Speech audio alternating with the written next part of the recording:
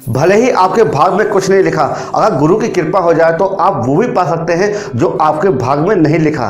काशी नगर के एक धनी सेठ थे जिनके पास कोई संतान नहीं थी। बड़े बड़े विद्वान ज्योतिषी से सलाह मशवरा करने के बाद भी उन्हें कोई लाभ नहीं मिला। सभी उपायों से निराश होने के बाद सेठ जी को किसी ने सलाह दी कि आप गोस्वामी जी के पास जाइए, वे रोज रामायण का पाठ पढ़ते हैं।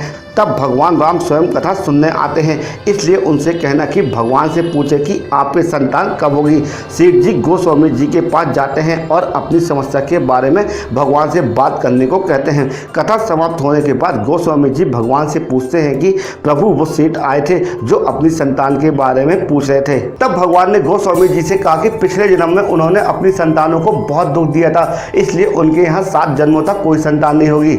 दूसरे दिन गोस्वामी जी सेठ जी को सारी बातें बता देते हैं। सेठ जी मायूस होकर ईश्वर की मर्जी मान के चले जाते हैं। थोड़े दिनों बाद सेठ जी के घर एक संत आते हैं और वो भिक्षा मांगते हुए कहते हैं कि भिक्षा दो, जो मांगोगे वो तुम्हें मिलेगा। तब सेठ जी की पत्नी संत से बोलती हैं कि गुरुवर मेरी तो कोई संतान नहीं है। तो संत बोलते हैं कि तू एक रोटी तो दे, तेरे यहाँ एक संतान जरूर होगी।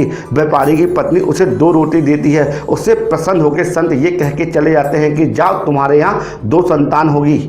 एक वर्ष बाद सेठ जी की 2 जुड़वा संतानें होती हैं। कुछ समय बाद गोस्वामी जी का उधर से निकलना होता है। व्यापारी के दोनों बच्चे घर के बाहर खेल रहे होते हैं।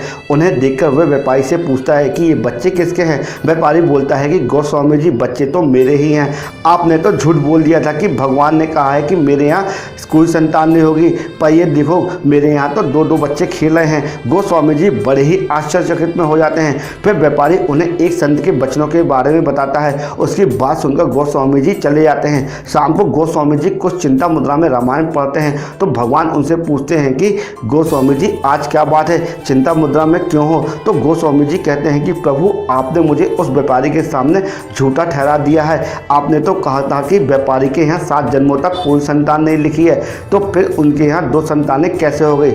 तब भगवान बोले कि उसके पूर्व जन्मों के बुरे कर्मों के कारण मैं उसे 7 जन्मों तक संतान नहीं दे सकता, क्योंकि मैं नियम एवं मर्यादाओं में बंधा हूँ। अगर मेरे किसी संत या सतगुरु ने उनसे कह दिया कि तुम्हारे यहाँ संतान होगी तो उस समय मैं भी कुछ नहीं कर सकता गोस्वामी जी, क्योंकि मैं भी संतों की मर्यादा में बना हूँ। मैं पूर्ण संतों के वचनों को काट नहीं सकता, मुझे संत की बात रखनी पड़ती है।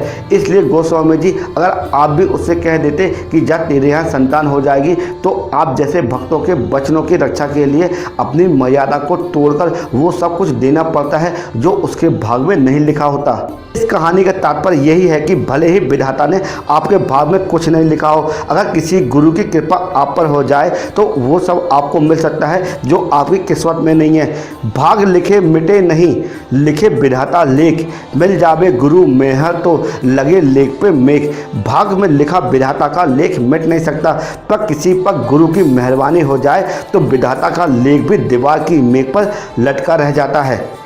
दोस्तों गुरु के माध्यम से अगर आपका भाग्य बदला हो तो कमेंट बॉक्स में जय श्री राम जरूर लिखें और अपने गुरु जी के बारे में 2 लाइन जरूर कमेंट बॉक्स में लिखें, जिससे कि मुझे पढ़ के बड़ी ही खुशी होगी और हो सकता है कि मैं उनके ऊपर एक अच्छा सा वीडियो भी बना दूं। अगर वीडियो आपको यूजफुल लगा हो और लगा को सीखने को मिला तो इसी वक्त हमारे यूट्यूब चैनल को लाइक कर दीजिए, क्योंकि इसी तरह यूजफुल कंटेंट हम आपके लिए हमेशा बनाते रहते हैं। जय श्री कृष्ण।